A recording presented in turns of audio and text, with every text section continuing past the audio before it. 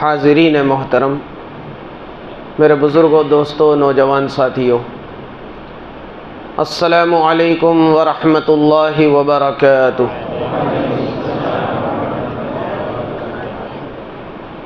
الحمد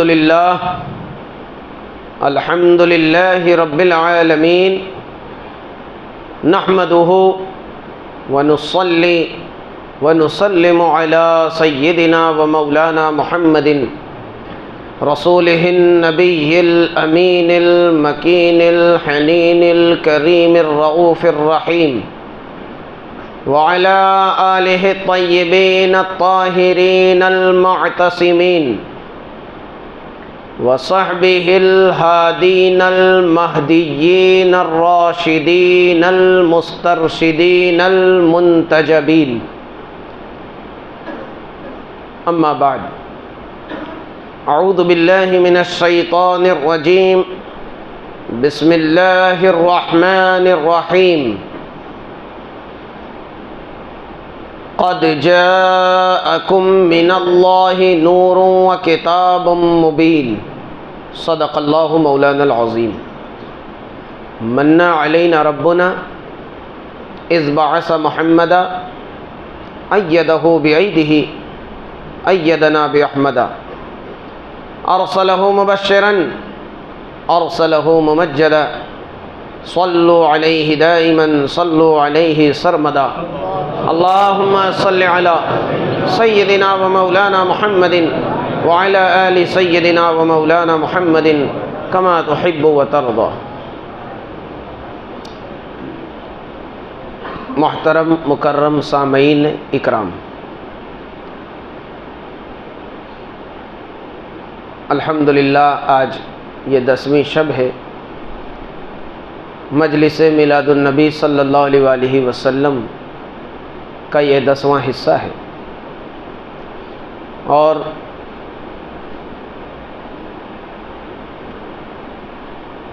سلسلہ وار گفتگو جاری ہے۔ آئیے آج کی گفتگو کا میں آغاز کروں حصول برکت کے لیے نعت رسول مقبول صلی اللہ علیہ وآلہ وسلم کے چند اشعار پیش خدمت ہے۔ درود پاک پڑھیے، اللہم صلی علی سیدنا و مولانا محمد وعلی آل سیدنا و مولانا محمد کما تحب و ترضى۔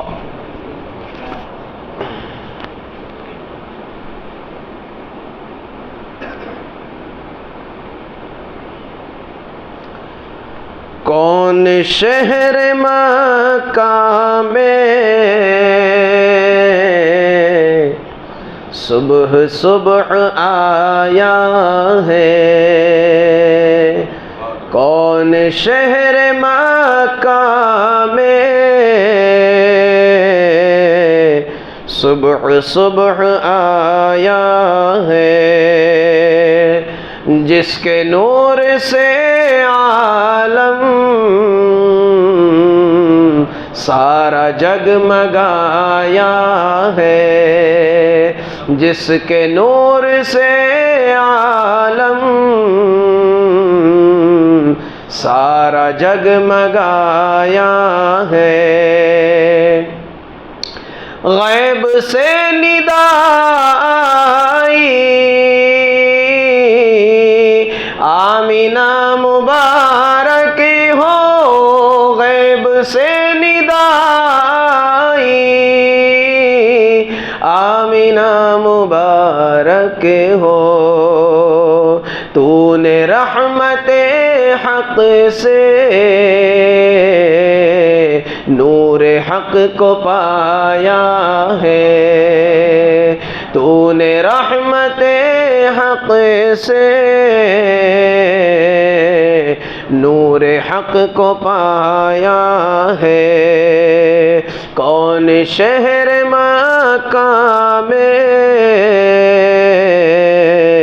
صبح صبح آیا ہے، جس کے نور سے عالم سارا جگمگایا ہے۔ تھی ندا شب اسیرا ادنو منی اے محبوب، ادنو منی اے میرے محبوب اور قریب آ جاؤ۔ شب معراج کی طرف یہ شعر اشارہ کر رہا ہے۔ تھی ندا شب اسیرا ادنو منی اے محبوب، بے دھڑک چلے آؤ ہم نے ہی بلایا ہے، بے دھڑک چلے آؤ ہم نے ہی بلایا ہے۔ کون شہر مکہ میں صبح صبح آیا ہے، جس کے نور سے عالم سارا جگمگایا ہے۔ کون شہر مکہ میں صبح صبح آیا ہے، انما انا بشر مثلکم کے پردے میں، انما انا بشر مثلکم کے پردے میں، حق نے اپنے جلووں کا آئینہ سجایا ہے، حق نے اپنے جلووں کا آئینہ سجایا ہے۔ اور یہ شعر خاص طور سے دیکھیے، عقل سب کی حیران ہے دیکھ کے شہیدی کو، عقل سب کی حیران ہے دیکھ کے شہیدی کو، یہ بشر تو ہے لیکن کیوں نہ ان کا سایہ ہے، یہ بشر تو ہے لیکن کیوں نہ ان کا سایہ ہے۔ کون شہر مکہ میں صبح صبح آیا ہے، جس کے نور سے عالم سارا جگمگایا ہے۔ یا نبی میں تم پر کیوں نہ جانو دل فدا کر دوں، یا نبی میں تم پر کیوں نہ جانو دل فدا کر دوں، ہم نے آپ کو پا کر پھر خدا کو پایا ہے، ہم نے آپ کو پا کر پھر خدا کو پایا ہے۔ کون شہر مکہ میں صبح صبح آیا ہے، جس کے نور سے عالم سارا جگمگایا ہے۔ درود پاک پڑھی، اللہم صلی علی سیدنا و مولانا محمد وعلی آل سیدنا و مولانا محمد کما تحب و ترضى۔ بحمد اللہ تعالی مسلسل سلسلہ کلام جاری ہے، سیرت طیبہ، سیرت رسول اکرم صلی اللہ علیہ وآلہ وسلم آپ کے سامنے پیش کی جا رہی ہے۔ کل آپ کے سامنے میں نے عرض کیا تھا کہ جب سید عالم صلی اللہ علیہ وآلہ وسلم کی عمر شریف 25 برس کی ہوئی تو آپ نے ملک شام کی طرف حضرت سیدہ خدیجۃ الکبریٰ رضی اللہ تعالی عنہا سے مال لے کر کے، مال تجارت لے کر ملک شام کی طرف آپ نے یہ تجارتی سفر کیا۔ ساتھ میں حضرت سیدہ خدیجۃ الکبریٰ علیہ السلام کا غلام میسرہ بھی ساتھ میں تھا، جس نے خرق عادت بہت ساری ایسی چیزیں اپنی آنکھوں سے دیکھی اور مشاہدہ کیا کہ جو عقل سے باہر ہے، یعنی رسول اکرم صلی اللہ علیہ وآلہ وسلم کے معجزات، آپ کے ساتھ ہونے والے محیر العقول واقعات۔ آ کر اس نے سیدہ خدیجہ رضی اللہ عنہا سے بیان کیا کہ میں مکہ سے پیغمبر محمد صلی اللہ علیہ وآلہ وسلم کے ساتھ نکلا، میں نے یہ دیکھا وہ دیکھا، ایسا ہوا ویسا ہوا، اور بہت تعریفیں کی۔ تو بی بی خدیجہ کا دل حضور علیہ السلام کی طرف مائل ہونے لگا، یہاں تک کہ آپ نے خواب دیکھا کہ آپ کی گود میں چاند اتر آیا ہے۔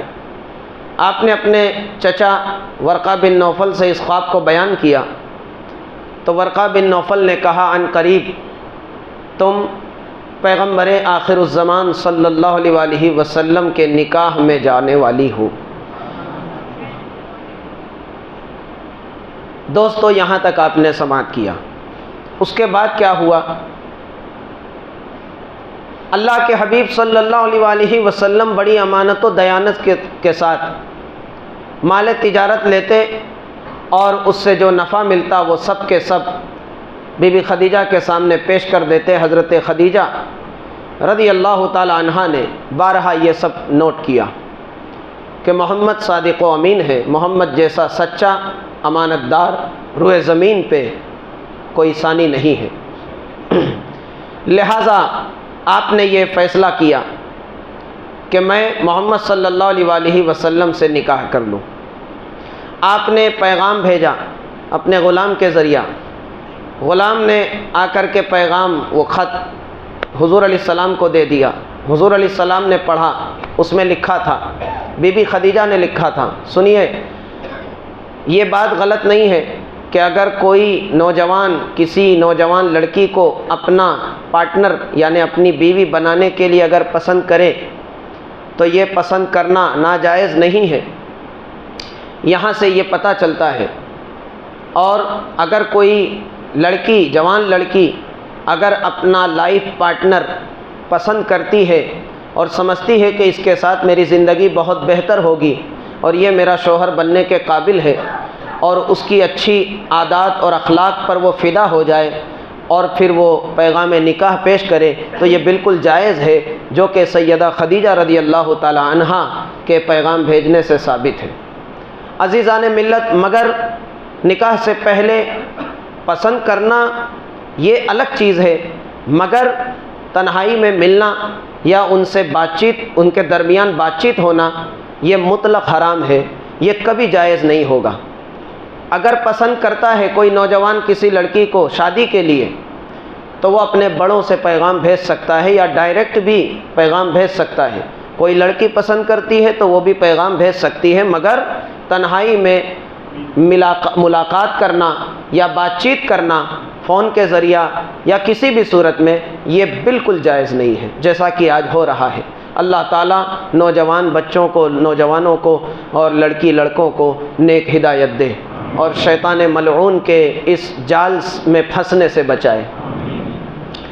بہرکیف اللہ کے محبوب صلی اللہ علیہ وآلہ وسلم کو یہ خط حاصل ہوا۔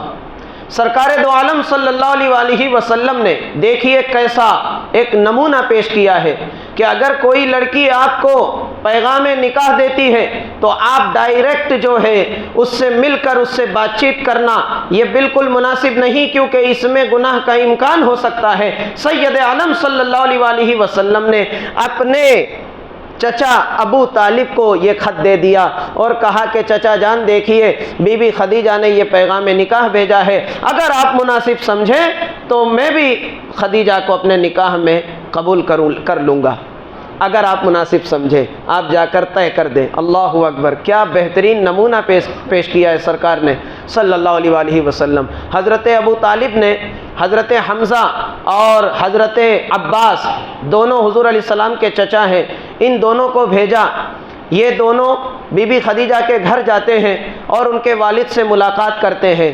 حضرت بی بی خدیجہ کے والد خویلد، حضرت خدیجہ بھی اور حضور علیہ السلام کا خاندان بھی ایک ہی ہے،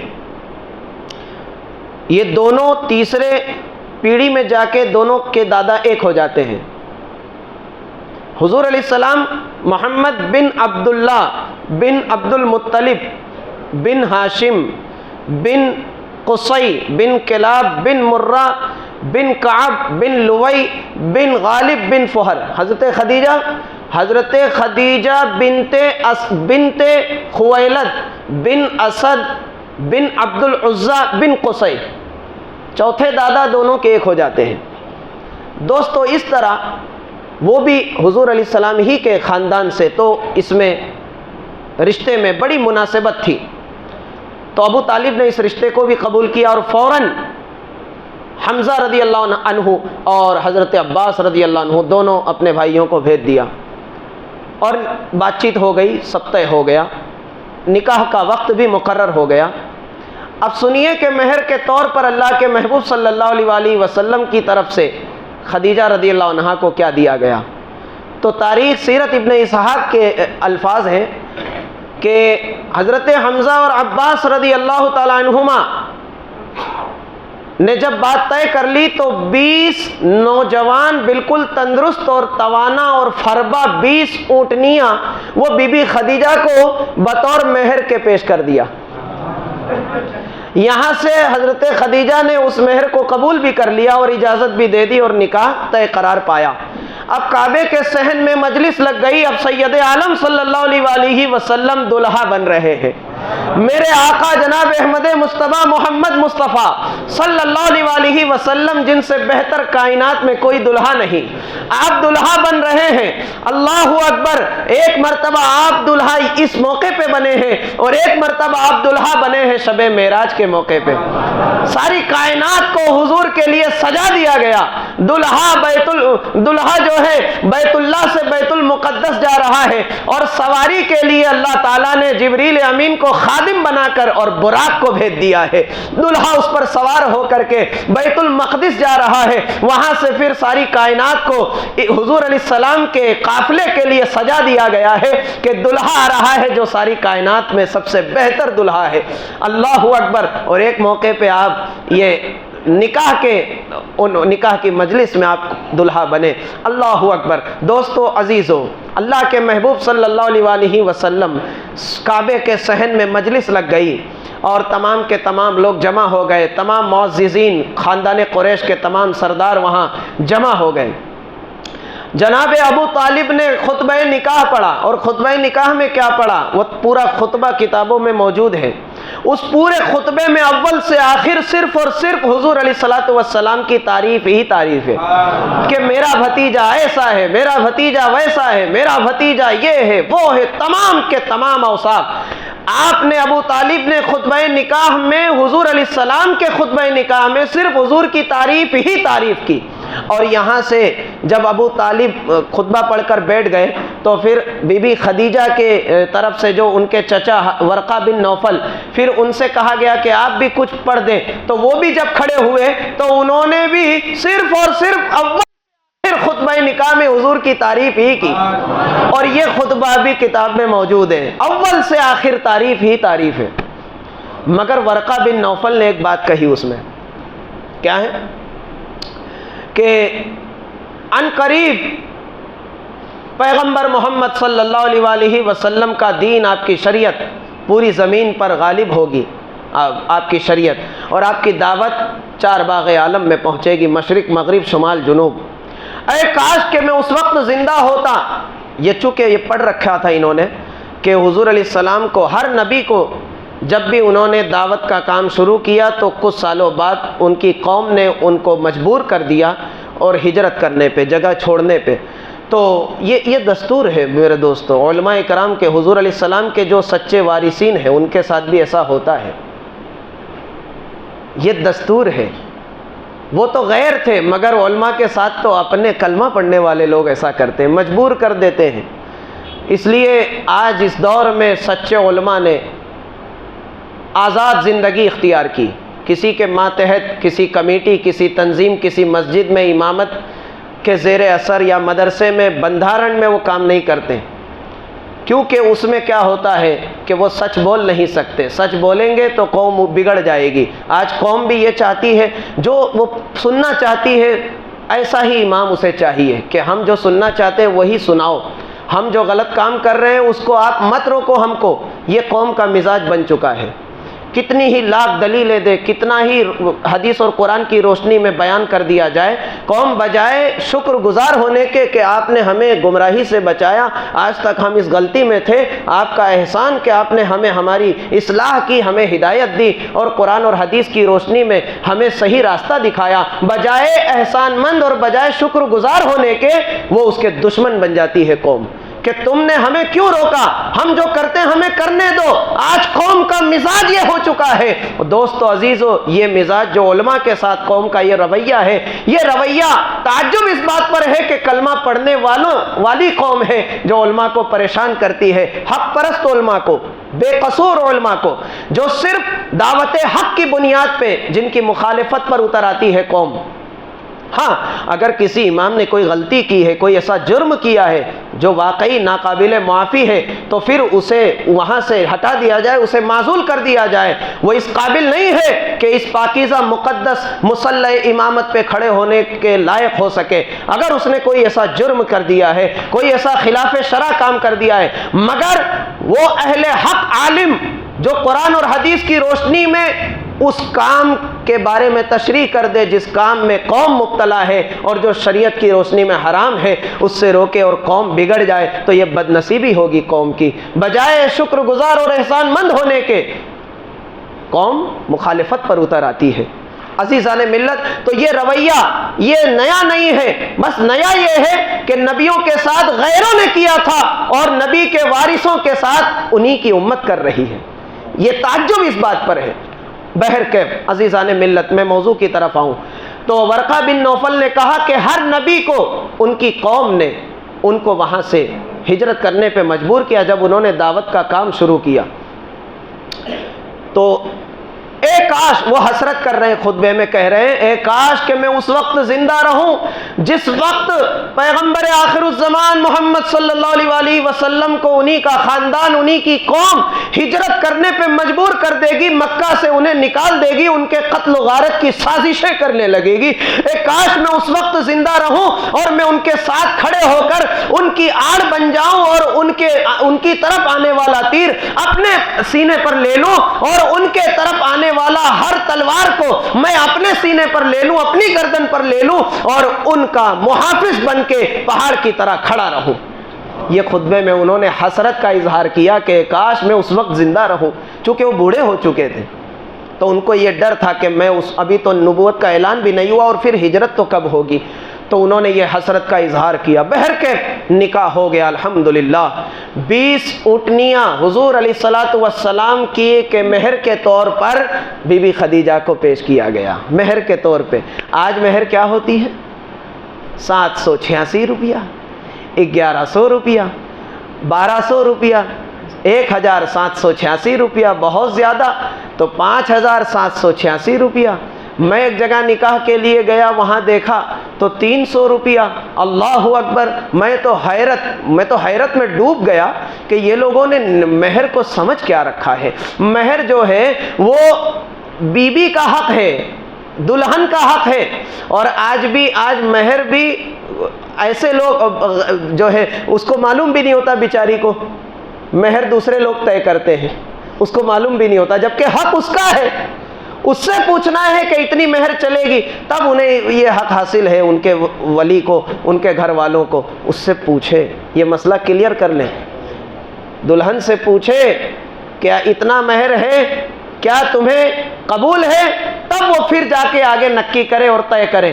یہ حق تو اس کا ہے نا، اللہ تعالیٰ نے یہ حق اس کو دیا ہے، اگر وہ رد کر دے تو نکاح ہو نہیں سکتا، چاہے پوری دنیا ایک طرف ہو جائے، اگر وہ اجازت نہ دے، مہر جو اس کا مطالبہ ہے اگر وہ مطالبہ پورا نہیں کیا جائے، اس کی اجازت نہیں تو نکاح ہو نہیں سکتا۔ بہرکیف دوستو عزیزو، یہ مہر کی بات چلی تو یہ مسئلہ میں نے کلیئر کر دیا۔ مہر زیادہ سے زیادہ ہونا چاہیے، مہر حیثیت اور استطاعت کے مطابق ہونا چاہیے۔ کروڑ پتی اور 786 روپیہ مہر ہو، یہ بالکل غیر مناسب بات ہے۔ اسلام میں مہر طے نہیں ہے، بس اتنا سمجھ لو جو آپ کی حیثیت جو استطاعت ہے اس کے مطابق ہونا چاہیے۔ اللہ اکبر، اللہ کے محبوب صلی اللہ علیہ وآلہ وسلم کا نکاح ہو گیا۔ اب حضرت خدیجہ رضی اللہ تعالی عنہا حضور علیہ الصلوۃ والسلام کی پہلی زوجہ محترمہ بن کر آپ کے گھر تشریف لاتی ہیں۔ اچھا، آپ نے جو پیغام بھیجا تھا عزیزان ملت اسلامیہ، وہ پیغام میں آپ کو پڑھ کے جو ہے سنانا بھول گیا۔ اس میں بی بی خدیجہ رضی اللہ تعالیٰ عنہ نے لکھا تھا کہ محمد صلی اللہ علیہ وآلہ وسلم، پہلے آپ نے حضور کی خوب تعریفیں کی کہ آپ کے اخلاق بہت بلند ہیں، آپ بہت نیک اور شریف النفس انسان ہیں، میں آپ ہی کے خاندان سے تعلق رکھتی ہوں اور میں چاہتی ہوں کہ میں اپنے آپ کو آپ کے نکاح میں دے دوں، اور میری یہ تمنا ہے کہ جو کچھ میرے پاس ہے، جتنا مال و دولت سرمایہ ہے، وہ سب آپ کی بیوی بن کے آپ کے قدموں پہ سارا سرمایہ زندگی نچھاور کر دوں۔ یہ پیغام میں آپ نے لکھا تھا کہ میں اپنا سارا سرمایہ زندگی آپ کے قدموں پہ نچھاور کرنا چاہتی ہوں، قربان کرنا چاہتی ہوں۔ اور پھر کیا بھی ایسا، حضرت خدیجہ رضی اللہ تعالیٰ عنہ اپنے ساتھ جو کچھ لے کر آئی تھی تمام، دوسرے ہی دن نکاح ہو گیا۔ دوسرے دن آپ نے حضور علیہ الصلوۃ والسلام سے عرض کیا، اے میرے سرتاج، اے میرے آقا، اے میرے سرکار، آپ جائیے تمام قریش کے سرداروں اور معززین کو بلا کر لے آئیے۔ حضور علیہ الصلوۃ والسلام گئے ہیں اور تمام معززین قریش کو آپ بلا کر لاتے ہیں۔ اتنے عرصے میں یعنی حضور گئے ہیں، پھر حضرت خدیجہ نے کیا کیا، جو کچھ آپ لائی تھی، درہم و دینار، سونا چاندی، ہیرے موتی جواہرات، جو کچھ بھی آپ لے کر آئی تھی وہ سب آپ نے ایک جگہ پہ جمع کر دیا، اور یہاں تک کہ ایک چھوٹا سا پہاڑ نما وہ خزانہ سامنے نظر آنے لگا۔ اللہ کے محبوب صلی اللہ علیہ وآلہ وسلم جب گھر دوبارہ آتے ہیں تو آپ دیکھتے ہیں کہ بی بی خدیجہ نے تمام اپنا سرمایہ زندگی سب کچھ جمع کر دیا ہے، اور سب کوئی آ جاتا ہے۔ یہاں تک کہ تفسیر ابن کبیر میں امام راضی اس روایت کو نقل کرتے ہیں کہ اتنا سارا مال و دولت کو بی بی خدیجہ نے جمع کر دیا تھا کہ حضور اس کے پیچھے بیٹھ گئے تو آپ نظر نہیں آ رہے تھے، آپ چھپ گئے تھے، اتنا سارا خزانہ۔ تمام سرداران قریش آ گئے، سیدہ خدیجۃ الکبریٰ رضی اللہ تعالی عنہا نے سب لوگوں کو گواہ بنا کر یہ اعلان کیا کہ اے لوگوں، آج سے یہ تمام میری مال و دولت، یہ میرا سرمایہ زندگی، یہ سب کچھ میں اپنے شوہر محمد صلی اللہ علیہ وآلہ وسلم کی ملکیت میں دیتی ہوں۔ آج سے یہ اس کے مالک ہیں اور میرے بھی مالک محمد ہیں، چاہے جس طرح چاہے اسے خرچ کرے۔ یہ سیدہ خدیجہ رضی اللہ تعالیٰ عنہ کا کردار ہے۔ آج بیویوں کا کردار کیا ہے، ذرا اس کو بھی سماعت کر لے۔ آج بیویاں اپنے شوہروں کو پریشان کر رہی ہیں، تقاضے کر رہی ہیں۔ بیچارہ غریب محنت مزدوری کر کے کتنا کماتا ہے، اتنا محنت کر رہا ہے اور بچوں کو پال پوس رہا ہے، بیوی کے تقاضے پورے کرنے پر وہ حرام و حلال کو بھی ایک کر دے رہا ہے۔ اسی لیے قرآن حکیم نے ایک مقام پہ کہا کہ یا ایھا الذین آمنوا ان من ازواجکم واولادکم عدوا لکم فاحذروہم، اے ایمان والو، تمہاری بیویاں اور تمہاری اولاد تمہارے دشمن ہیں، ان سے بچ کے رہو۔ یعنی ان کے وہ تقاضے پورے کرنے کے لیے تم اللہ کی نافرمانی مت کرو، حرام سے کی کمائی مت انہیں کھلاؤ، اور نہ خود حرام کام کرو، ورنہ یاد رکھو تم ان کی خواہشات پوری کرنے کے لیے حرام کام کر رہے ہو تو تم اپنی آخرت کو برباد کر رہے ہو، اللہ کو ناراض کر رہے ہو، اور اللہ کو ناراض کرنے کا ذریعہ تمہاری بیوی اور بچے بن رہے ہیں، لہٰذا آخرت کے نظریے سے یہ تمہارے بیوی بچے تمہارے دشمن ہو جاتے ہیں، اور اگر یہ بیوی اگر دین میں، تقوی میں، پرہیزگاری میں، نیکیوں میں اگر یہ مددگار ہو جائے اپنے شوہر کی، تو حضور فرماتے ہیں ایسی بیویاں دنیا میں جنتی عورتیں جس کو دیکھنا ہو تو وہ ایسی عورتوں کو دیکھے جو دین میں اپنے شوہروں کی مددگار ہوتی ہے، اسے جنتی عورت کہا گیا ہے۔ اللہ اکبر۔ بہر کے حضرت سیدہ خدیجۃ الکبریٰ رضی اللہ تعالی عنہا نے اپنا سارا سرمایہ زندگی حضور کے قدموں پہ ڈال دیا اور پھر پورا اختیار دے دیا، مالک بنا دیا، مختار بنا دیا، اور اپنے آپ کو بھی حضور کی ملکیت میں سونپ دیا۔ اللہ اکبر۔ سید عالم صلی اللہ علیہ وسلم اب خوشحال زندگی گزار رہے ہیں اور ایک بہترین نمونہ عمل پیش کر رہے ہیں، اپنے کردار پیش کر رہے ہیں، اپنے اخلاق حسنہ کی برکتیں تمام انسانوں میں تقسیم کر رہے ہیں۔ 35 سال کی عمر ہو گئی ہے میرے دوستوں، میں تیزی سے آپ کی آگے بڑھ کر آپ کو لے چلنا چاہتا ہوں۔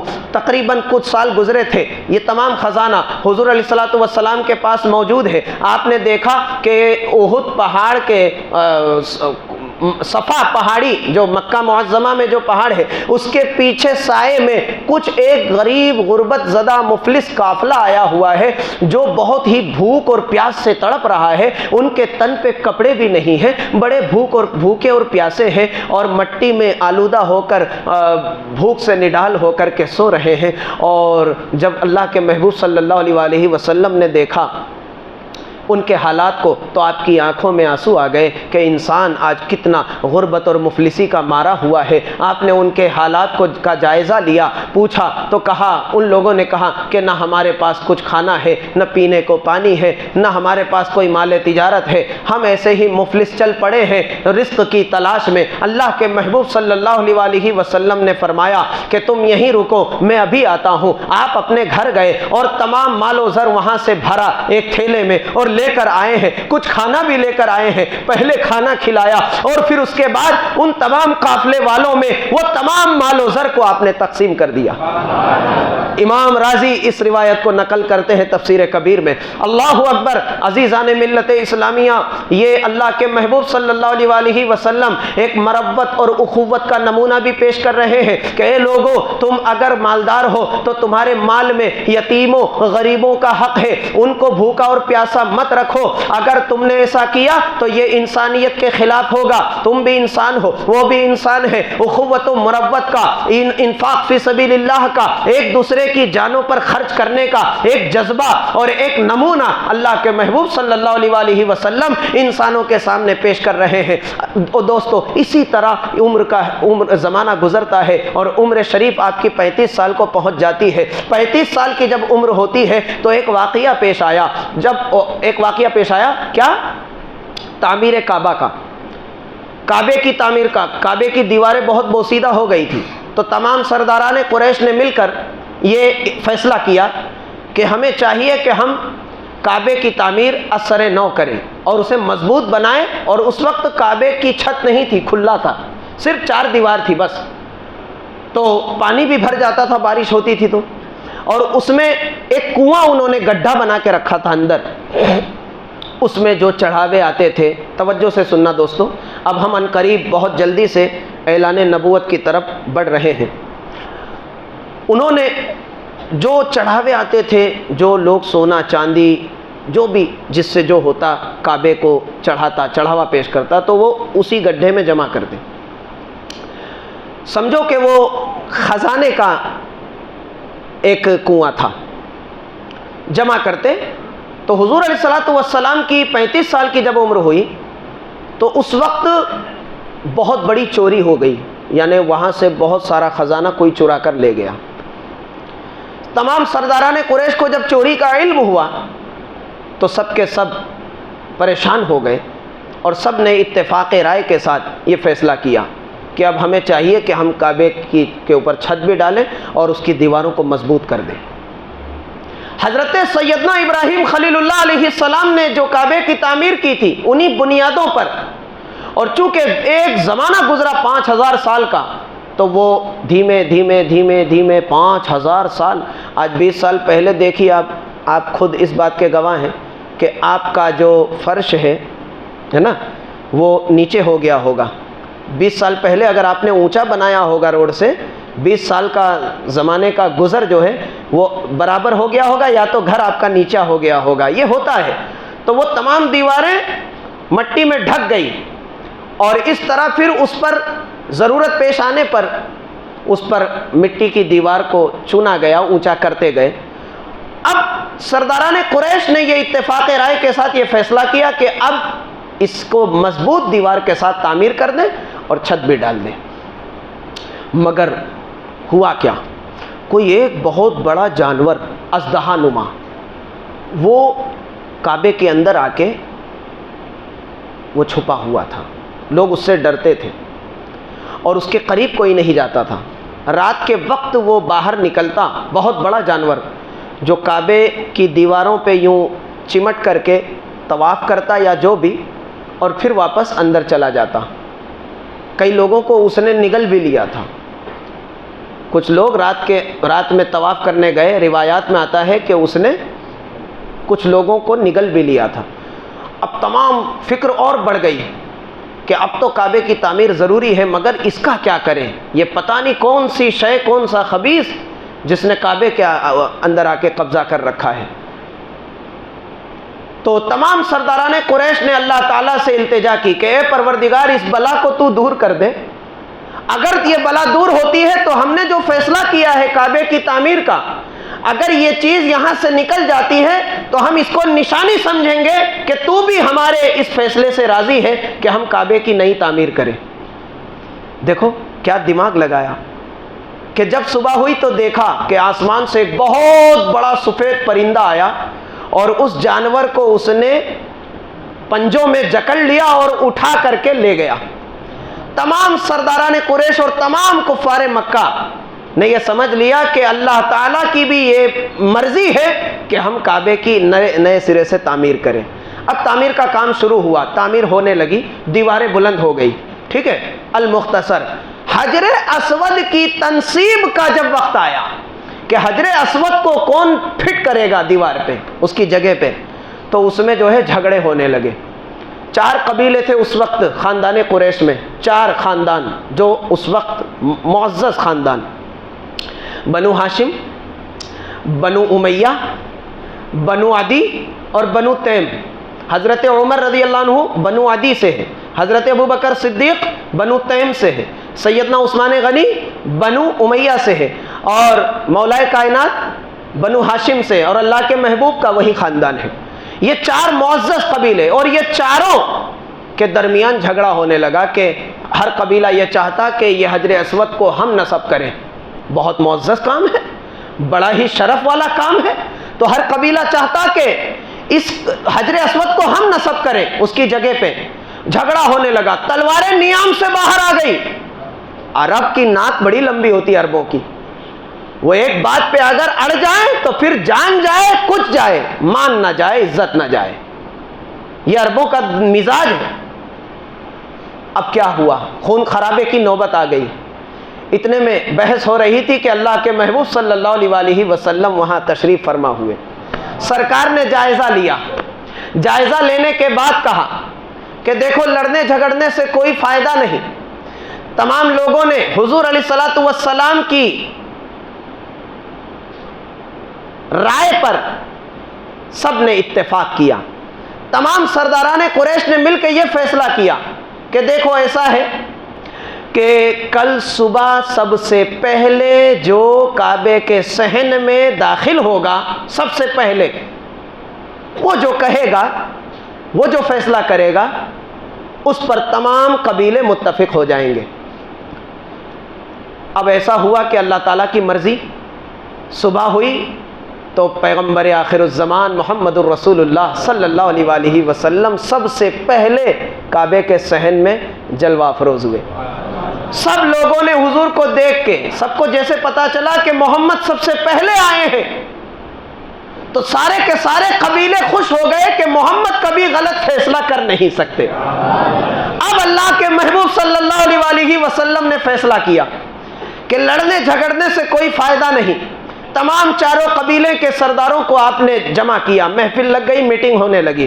اللہ کے محبوب صلی اللہ علیہ وسلم نے فرمایا کہ ایسا کرو، آپ نے چادر کا ایک ٹکڑا لیا، چادر بچھائی، اس پہ حجر اسود کو رکھا اور کہا کہ تم لوگ، ہر قبیلے کے لوگ، تمام یعنی بنو ہاشم، تم اپنے میں سے ایک اپنا معزز آدمی چن لو، اس کو سائٹ میں کر دو۔ بنو امیہ، تم اپنا ایک معزز آدمی چن لو، اس کو سائٹ میں کرو۔ اسی طرح بنو عدی، بنو تیم، ان چار قبیلوں کی طرف سے ایک ایک آدمی جو انہی کا چنا ہوا، سرکار نے جب یہ چناؤ ہو گیا تو سرکار نے فرمایا چاروں کونے پکڑ لو اور حجر اسود کو اٹھاؤ، فیصلہ دیکھو۔ اور پھر جو مین کام تھا اللہ نے اپنے محبوب صلی اللہ علیہ وآلہ وسلم کے دست مبارک سے کیا، کہا کہ میں بلند ہوتا ہوں اور تم جہاں حجر اسود کو فٹ کرنا ہے، نصب کرنا ہے، وہاں تک چادر سے اٹھاؤ۔ جیسے ہی وہ اٹھا، اللہ کے محبوب صلی اللہ علیہ وسلم نے حجر اسود کو لے کے اس کی جگہ پہ نصب کر دیا۔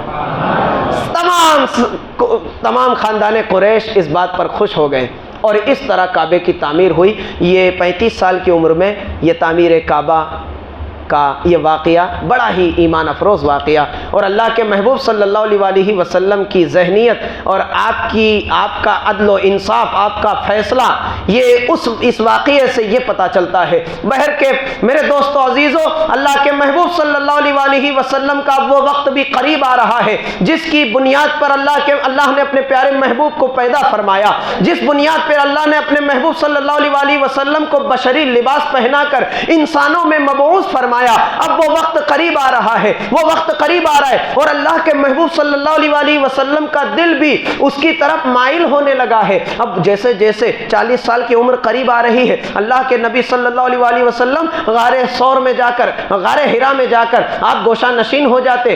آپ نبوت کے 1 سال پہلے سے آپ نے یہ معمول بنا لیا۔ سیدہ خدیجہ رضی اللہ تعالیٰ عنہا سے آپ کہتے کہ میرا رخت سفر باندھو، کبھی کبھی ایک پوری رات آپ وہاں پر قیام کرتے اور اللہ تعالیٰ کی جستجو میں، عبادت میں محو ہو جاتے، ستو لے جاتے اللہ کے محبوب۔ اور کبھی کبھی 1 دن 1 رات، کبھی 3 دن 3 رات آپ غار حرا سے باہر نہ آتے۔ اسی طرح 1 سال گزر گیا، یہاں تک کہ وہ وقت آیا کہ اللہ کے محبوب صلی اللہ علیہ وآلہ وسلم کی عمر مبارک 40 سال کو پہنچنے والی ہے اور بعثت کا وقت قریب آ رہا ہے۔ بس معمول کے مطابق اللہ کے محبوب صلی اللہ علیہ وآلہ وسلم غار حرا میں پہنچے ہوئے تھے، مصروف عبادت تھے، اللہ تعالیٰ کی یاد میں، اس سے ہم کلامی میں آپ مستغرق تھے، ڈوبے ہوئے تھے کہ اتنے میں ایک آواز آئی، محمد۔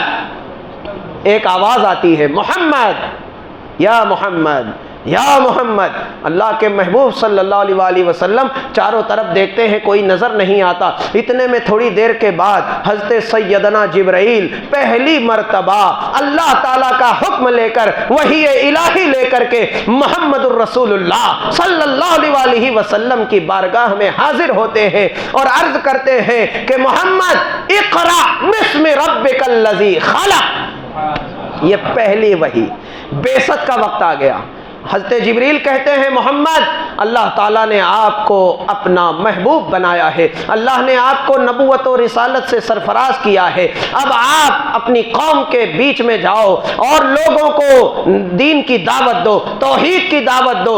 اور سب سے پہلے تو جو سب سے پہلی وحی آئی، آئیے ہم اس کو سمجھنے کی کوشش کرتے ہیں۔ حضرت جبریل جو سب سے پہلی وحی لے کر آئے، کہتے ہیں اقرأ بسم ربک الذی خلق، پڑھو اپنے رب کے نام سے جس نے پیدا کیا۔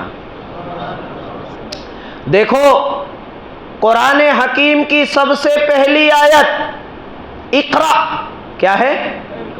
میں اقرا کو سمجھانا چاہوں گا میرے دوستو۔ آج جبریل کہتے ہیں پڑھو، اپنے رب کے نام سے پڑھو۔ اقرا بسم ربک الذی خلق، جس نے پیدا کیا، اپنے رب کے نام سے پڑھو۔ اللہ کے محبوب صلی اللہ علیہ وآلہ وسلم کہتے ہیں، آپ فرماتے ہیں ما انا بقارن، میں پڑھنے والا نہیں۔ غیروں نے کیا ترجمہ کیا؟ میں ان پڑھ ہوں۔ پتہ نہیں کیسے ان کا ضمیر اور ان کا یہ دل گوارا کیا کہ وہ کہنے لگے کہ حضور نے فرمایا میں ان پڑھ ہوں، مجھے پڑھنا نہیں آتا۔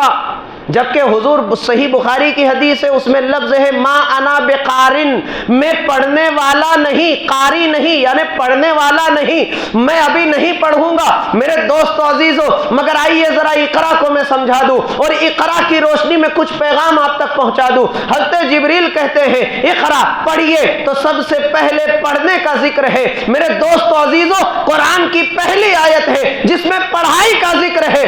آج مسلمان ذلیل و خوار ہے اس لیے کہ پڑھائی سے دور ہو چکے ہیں، مسلمان کے بچے صحیح طریقے سے پڑھ نہیں رہے، ان پڑھ ہو رہے ہیں، جہالت کے دلدل میں دھسے جا رہے ہیں، اور اسی وجہ سے آج انہیں ذلت و رسوائی کا سامنا ہے۔ قرآن کا سب سے بڑا پہلا پیغام یہی ہے کہ پڑھائی کرو، اس کے بعد دوسری مرتبہ آتا ہے اقرا، پھر پڑھو۔ دو مرتبہ اقرا آیا، پہلی مرتبہ اگر آپ دین کو مراد لیں تب بھی درست ہے، دوسری مرتبہ اقرا کا لفظ آیا اگر آپ اس سے دنیاوی اور عصر حاضر کی تعلیم کو مراد لیں تب بھی مناسب ہے، یعنی دین اور دنیا دونوں کی پڑھائی مسلمانوں کو کرنا چاہیے۔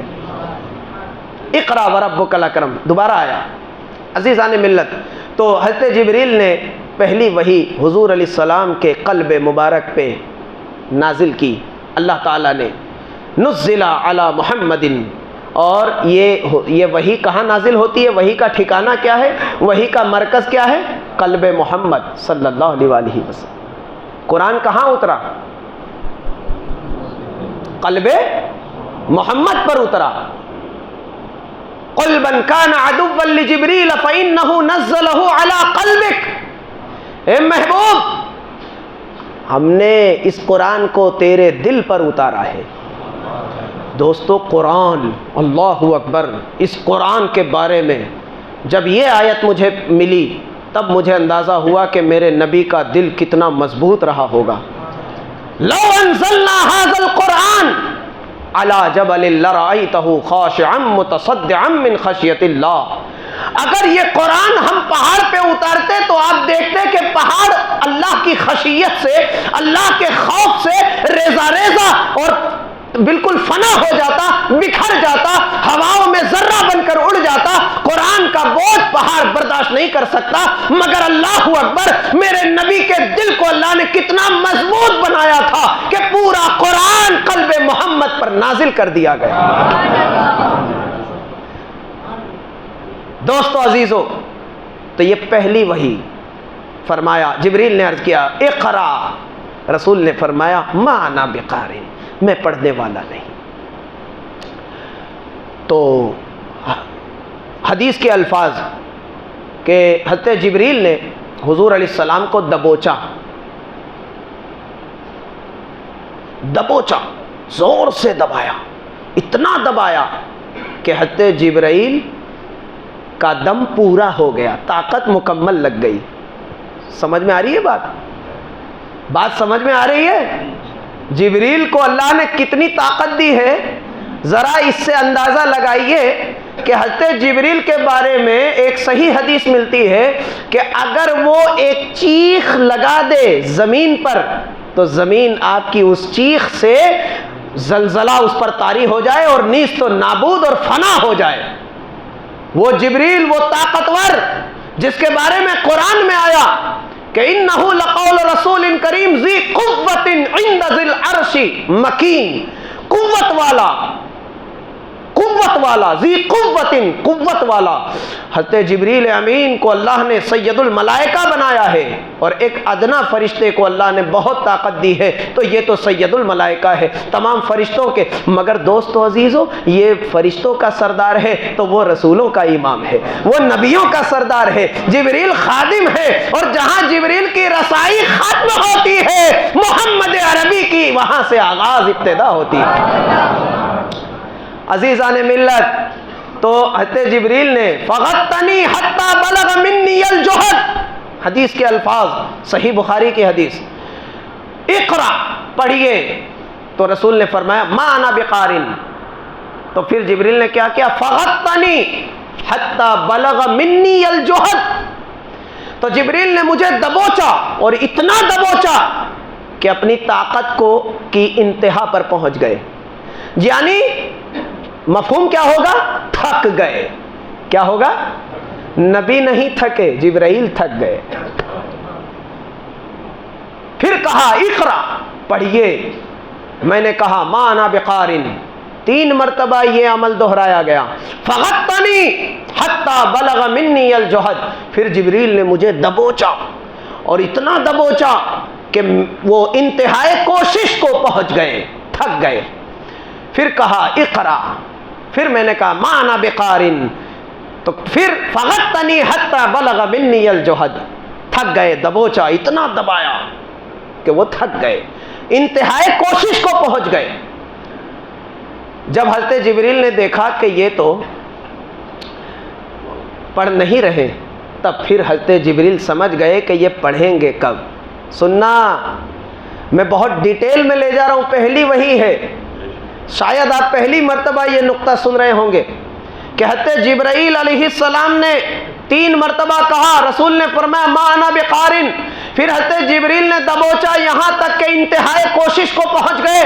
پھر جب انہوں کو یہ علم ہوا اور یہ سمجھ میں آ گئی بات کہ نبی پڑھیں گے کس طرح، حضرت جبریل نے پھر آگے کی آیت پڑھ دی کہ اے محبوب، اے محمد صلی اللہ علیہ وسلم، اسی رب کے نام سے پڑھیے جس کی یاد میں آپ مستغرق ہیں۔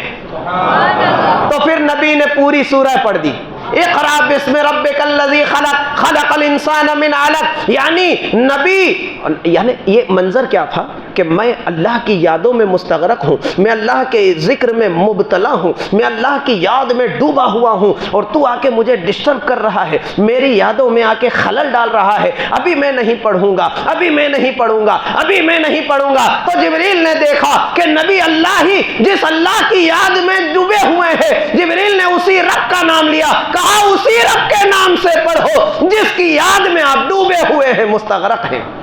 تو نبی نے پڑھنا شروع کر دیا، اقرا بسم ربک الذی خلق خلق الانسان من علق اقرا وربک الاکرم الذی علم بالقلم علم الانسان ما لم یعلم۔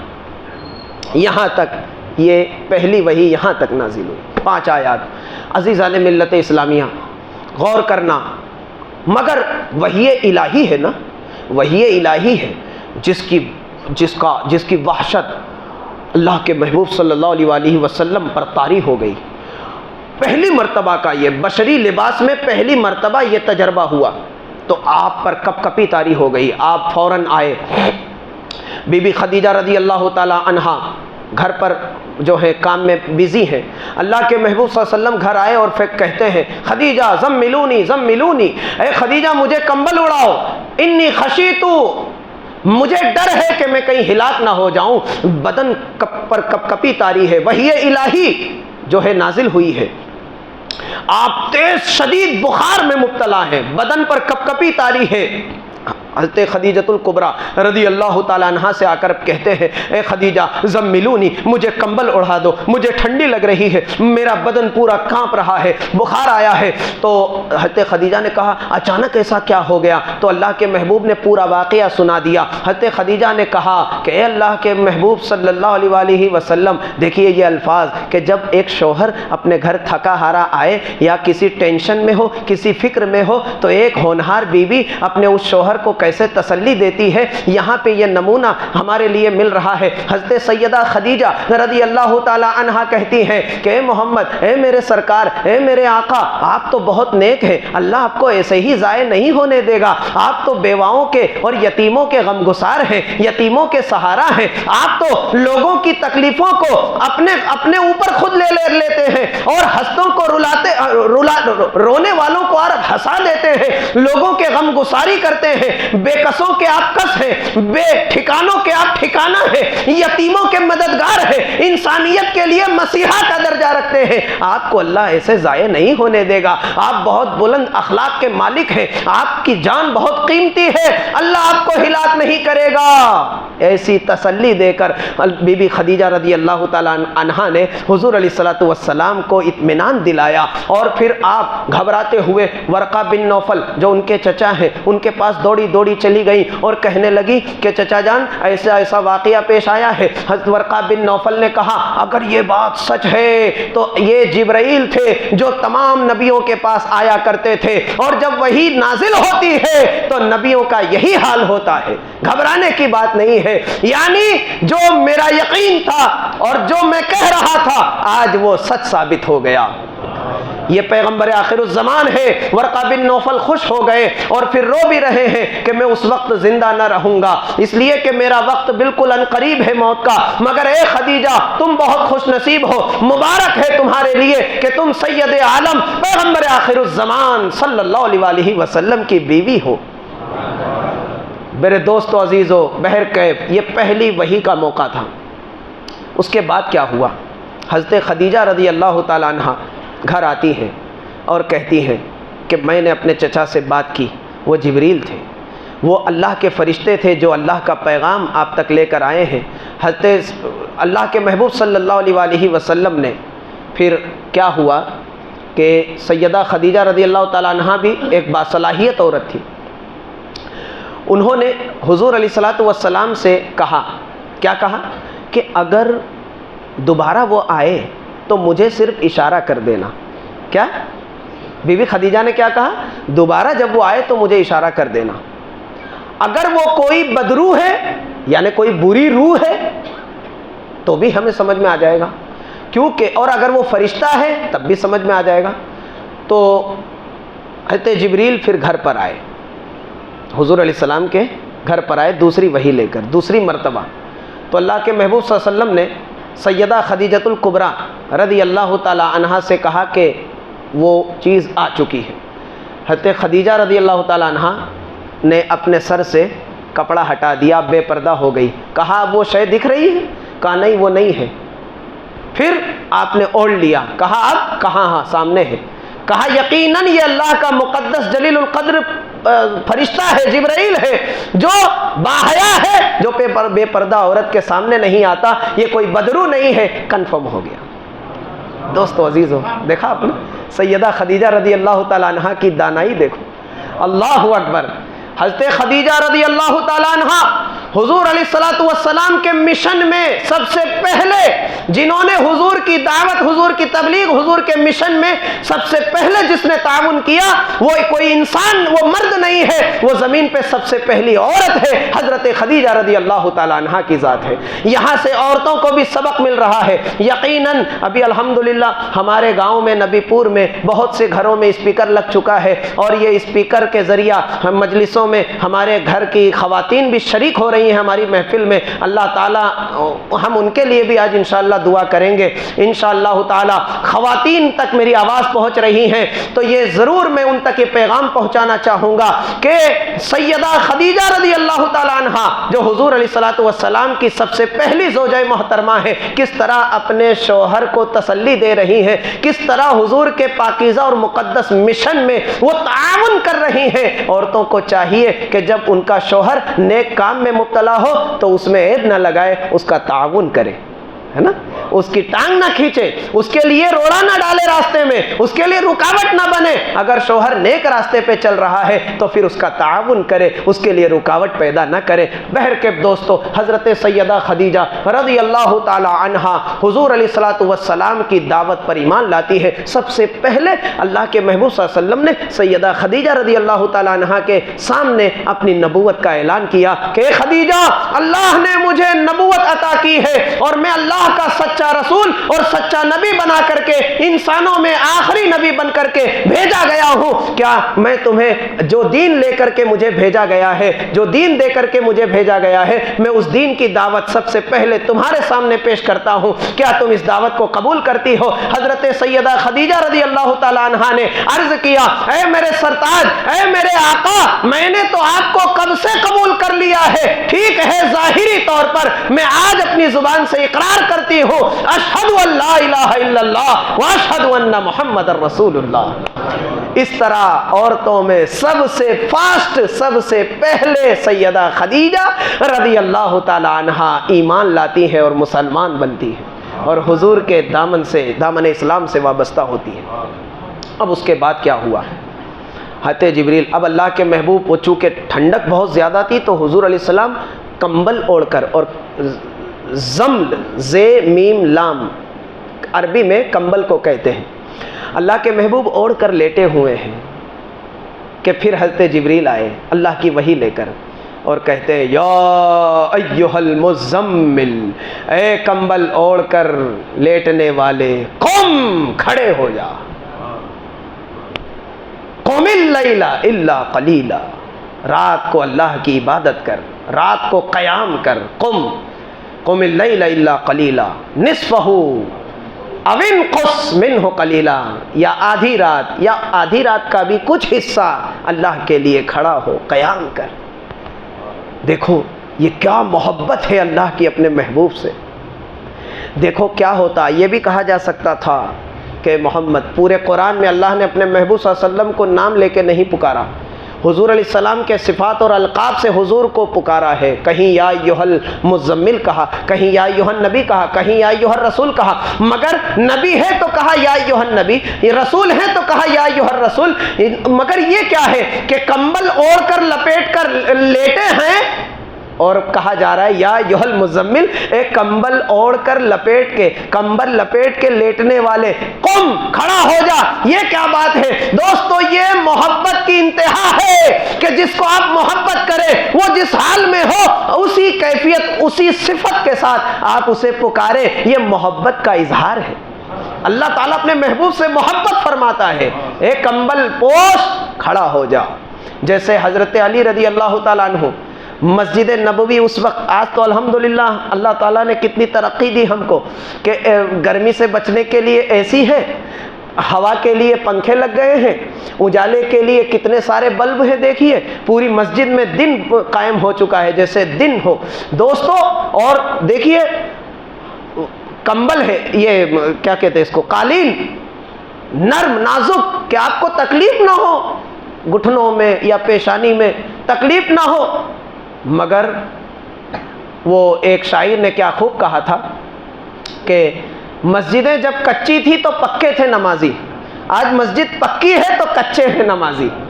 وہ کچی مسجد تھی، پکے نمازی تھے، کیچڑ بھی ہوتا، بارش ہوتی، فرش جو ہے وہ زمین سے، وہ مٹی سے لیپا ہوا، تو اس میں بھی وہ نماز پڑھتے تھے، مگر نماز نہیں چھوڑتے تھے صحابہ۔ تو حضرت علی رضی اللہ تعالیٰ عنہ مسجد نبوی میں آرام کر رہے تھے، لیٹے ہوئے تھے، سب مٹی لگ گئی تھی، تو اللہ کے محبوب پہنچے۔ واقعہ میں آگے بیان کروں گا کہ وہ کیا معاملہ تھا۔ تو اللہ کے محبوب صلی اللہ علیہ وسلم نے فرمایا، قم یا ابا تراب، کھڑے ہو اے مٹی کے باپ، اے مٹی والے۔ یہ حضرت علی رضی اللہ تعالیٰ عنہ کو یہ صفت دیکھ کر حضور نے یہ لقب دیا، تو آپ کی کنیت ہی آپ نے بنا لی اسے، ابو تراب۔ بہرکیف دوستو، تو یہ محبت کا اظہار ہوتا ہے۔ پروردگار نے فرمایا اے کمبل پوش کھڑے ہو جا، تسلی دی، اور پھر یہ آیت کریمہ نازل ہوئی، انذر عشیرتک الاقربین، اب ڈراؤ اور دعوت و تبلیغ کا کام شروع کرو، سب سے پہلے اپنے خاندان سے، اپنے گھر والوں سے تبلیغ اور دعوت اسلام کا آغاز کرو۔ اب یہاں سے اللہ کے محبوب صلی اللہ علیہ وآلہ وسلم اپنی نبوت کا اعلان کرنے جا رہے ہیں۔ یا معاشر القریش، کوہ فاران کی چوٹی پہ چڑھ کے آپ نے تمام خاندان قریش کو جمع کر لیا۔ واقعہ مشہور ہے، تمام کے تمام خاندان قریش جمع ہو گئے۔ اب دیکھیے وہ لوگ جو ابھی تک حضور علیہ السلام کو صادق و امین کہہ رہے ہیں، جو ابھی تک حضور علیہ السلام کے قدموں میں پھول برسایا کرتے تھے، اب اللہ کے محبوب صلی اللہ علیہ وآلہ وسلم ایسی بات کہنے جا رہے ہیں جس کو وہ سننا نہیں چاہ رہے ہیں، جس کو وہ سننا پسند نہیں کر رہے ہیں۔ جو کام وہ کر رہے ہیں اس سے اللہ کے محبوب نے روکا اور تمام کے تمام خاندان کو آپ نے جمع کر لیا۔ کوہ فاران کی چوٹی پہ چڑھ کے اللہ کے محبوب صلی اللہ علیہ وآلہ وسلم نے فرمایا، یا معاشر القریش قولوا لا الہ الا اللہ تفلحوا انی رسول اللہ، اے لوگوں کہو اللہ کے سوا کوئی معبود نہیں اور کامیاب ہو جاؤ، میں اللہ کا رسول ہوں۔ یہ آپ نے سب سے پہلا اعلان کیا اپنی نبوت کا تمام قریش کے سامنے۔ کیا ہوا؟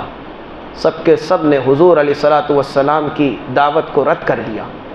وہاں سے سب، ابو لہب کہنے لگا کہ محمد لہذا جماعتنا، کیا تم نے اس لیے ہمیں جمع کیا یہ گھٹیا بات سنانے کے لیے؟ معاذ اللہ۔ ابو لہب کہنے لگا کیا تم نے یہ اتنی کمزور اور اتنی بے بنیاد بات سنانے کے لیے ہم کو پریشان کیا، تمام خاندان والوں کو جمع کر دیا، ہمیں ہماری نیند جو ہے خراب کر دی؟ صبح صبح بالکل اللہ کے محبوب نے سب کو جمع کیا تھا، بالکل صبح صادق کے وقت سب کے سب جمع ہو گئے تھے، اور اللہ کے محبوب صلی اللہ علیہ وسلم نے اعلان کیا تھا کہ میں اللہ کا رسول بن کر آیا ہوں، اور اے لوگوں یہ پتھر کے معبود جو تم نے گڑھ رکھے ہیں یہ عبادت کے لائق نہیں، عبادت کے لائق صرف ایک اللہ ہے جو تمام جہان کا خالق و مالک ہے، اور اسی نے مجھے تمہاری ہدایت کے لیے رسول اور نبی بنا کر بھیجا ہے۔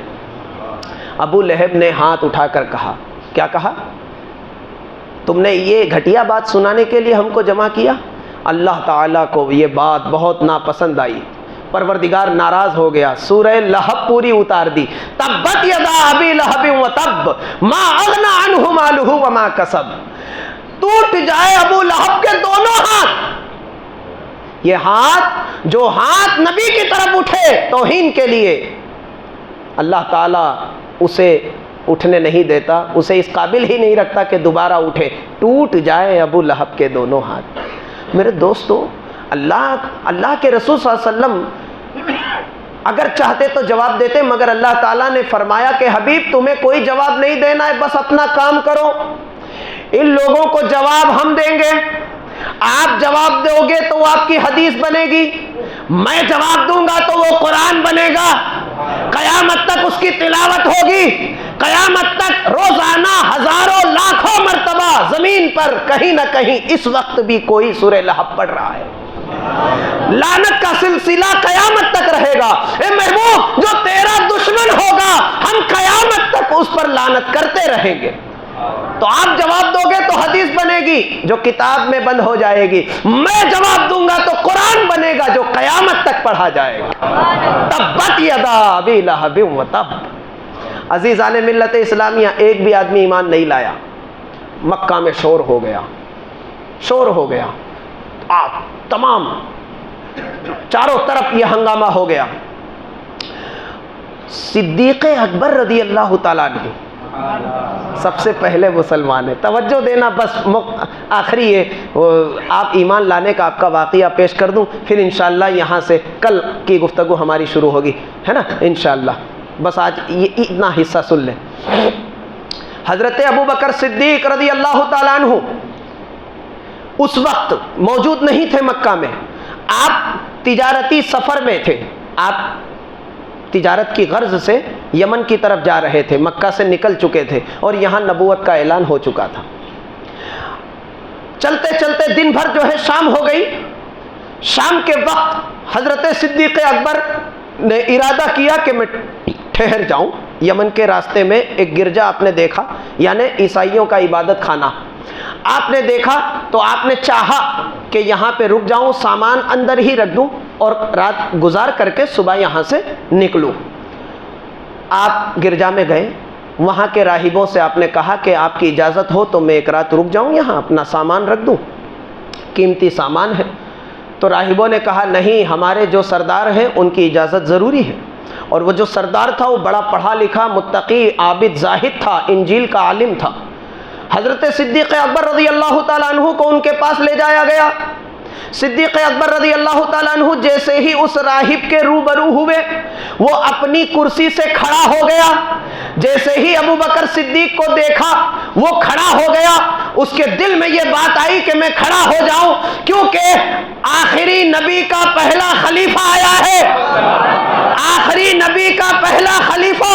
حضرت صدیق اکبر کو وہ تکتا رہا، چہرے سے، سر سے لے کر پاؤں تک غور کرتا رہا۔ صدیق اکبر پریشان ہے کہ یہ مجھے ایسے کیوں دیکھ رہا ہے۔ آپ کہنے لگے کہ اے راہب، آپ کو میرے اندر کیا دکھ رہا ہے؟ میں ایک مشہور انسان، مشہور تاجر ہوں، مجھے ایسی ویسی نگاہ سے مت دیکھو، میں کوئی آپ کو نقصان پہنچانے نہیں آیا ہوں۔ حضرت صدیق اکبر کو یہ خیال ہوا، مگر راہب کہنے لگا نہیں، مجھے یہ خیال نہیں ہے کہ تم کوئی ڈاکو ڈاکو ہو یا کوئی نقصان پہنچانے کے لیے یہاں رکنا چاہتے ہو، بلکہ میں تو یہ دیکھ رہا ہوں کہ آخری نبی کا جو آخری نبی کے دین کو سب سے پہلے جو قبول کرے گا اور جو سب سے پہلے آخری نبی کا خلیفہ بنے گا، وہ تمام نشانیاں ہم نے انجیل میں پڑھی ہے اور وہ تمام نشانیاں میں تمہارے اندر دیکھ رہا ہوں۔ اے ابو بکر، آپ جاؤ، فوراً یہاں سے پلٹ جاؤ، اور پلٹنے کے بعد فوراً پیغمبر آخر الزمان کا ساتھ دو، ان کی دعوت کو قبول کر لو، وہ آپ کے منتظر ہیں۔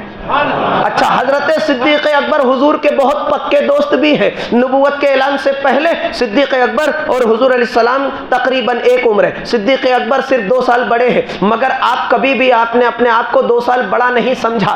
کسی نے آپ سے پوچھا کہ آپ کی عمر کیا ہے، آپ کیا حضور سے بڑے ہیں یا چھوٹے ہیں؟ صدیق اکبر رضی اللہ تعالیٰ عنہ نے فرمایا کہ میں حضور سے بڑا تو نہیں ہوں، بڑے تو وہی ہے، میں 2 سال پہلے دنیا میں آ گیا۔ یہ صدیق اکبر کا عشق اور محبت سے بھرا جواب ہوتا۔ حضرت صدیق اکبر فوراً شوق اور ذوق میں دوڑ کر چلے آئے۔ آپ نے سب سے پہلے مکہ کے لوگوں سے پوچھا کہ کیا کوئی انہونی ہوئی ہے، کیا کوئی واقعہ پیش آیا ہے؟ سب نے کہا کہ ہاں، محمد صلی اللہ علیہ وسلم نے نبوت کا اعلان کر دیا ہے۔ تمام خاندان قریش پریشان ہے کہ یہ کیسی بات ہو گئی ہے، یہ کیا بات ہو گئی ہے؟ تو صدیق اکبر رضی اللہ تعالیٰ عنہ نے پوچھا کہ کیا ابھی تک ان کی دعوت کو کسی نے قبول کیا؟ تو نہیں کہا، ابھی تک ان کی دعوت کو کسی نے قبول نہیں کیا۔ صدیق اکبر کو تسلی ہو رہی ہے، آپ کا شوق اور ذوق اور بڑھ رہا ہے۔ آپ فوراً فارغ ہو کر اور بالکل تازہ ہو کر، تازہ دم ہو کر محمد صلی اللہ علیہ وسلم کے پاس پہنچتے ہیں اور جا کر کے تمام ماجرا، تمام واقعہ جاننے کی کوشش کرتے ہیں کہ کیا ہوا۔ آپ نے اللہ کے محبوب صلی اللہ علیہ وسلم کی خدمت میں حاضر ہو کر عرض کیا کہ اے محمد صلی اللہ علیہ وسلم، کیا بات ہے؟ آپ نے ایسی کیا بات کہہ دی کہ پورا مکہ اکھڑ گیا ہے؟ کہا، اے ابو بکر، میں اللہ کا رسول اور نبی بن کر آیا ہوں، میں تمہارے سامنے اس دین کی دعوت پیش کرتا ہوں جس دین حق کے ساتھ مجھے بھیجا گیا ہے۔ صدیق اکبر رضی اللہ تعالیٰ عنہ نے عرض کیا، میں دین قبول کر لوں گا مگر کوئی نشانی بتائے۔ تب میرے آقا سید عالم صلی اللہ علیہ وسلم نے فرمایا، اے ابو بکر، اب کیا نشانی دیکھنا چاہتے ہو؟ کیا وہ راہب نے جو تمہیں بتایا یہ کافی نہیں ہے؟ اللہ اکبر، عزیزان ملت اسلامیہ، بس حضرت ابو بکر صدیق مطمئن ہو گئے، اور مطمئن ہونے کے بعد آپ فوراً اپنا ہاتھ نبی کے ہاتھ میں دے کر گواہی دیتے ہیں، اشہد ان لا الہ الا اللہ واشہد ان محمد رسول اللہ صلی اللہ علیہ وسلم۔ میرے دوستو، آج کل کے لوگوں کو، آج کل کے غیر مسلک کے لوگوں کو غور کرنا چاہیے، جو رسول اللہ کے علم غیب پر بات کرتے ہیں کہ ان کو اتنا دیا، اتنا دیا، یہ معلوم نہیں، وہ معلوم نہیں۔ ارے دنیا کا پہلا مسلمان ہی رسول اللہ کے علم غیب کی بنیاد پر مسلمان ہو رہا ہے، علم غیب کو جان کر مسلمان ہو رہا ہے۔ صدیق اکبر نے رسول اللہ کا علم غیب دیکھ لیا کہ وہاں تو میں تھا، میرے سوا کوئی نہ تھا، اور اتنی جلدی کوئی آ کے بتا بھی نہیں سکتا۔ یقیناً ان کو بتانے والا وہی اللہ ہے جس نے انہیں رسول بنا کر بھیجا ہے۔ کہ محمد سے وفا تو نے تو ہم تیرے ہیں، یہ جہاں چیز ہے کہ لوح و قلم تیرے ہیں۔ وآخر دعوانا ان الحمد للہ رب العالمین۔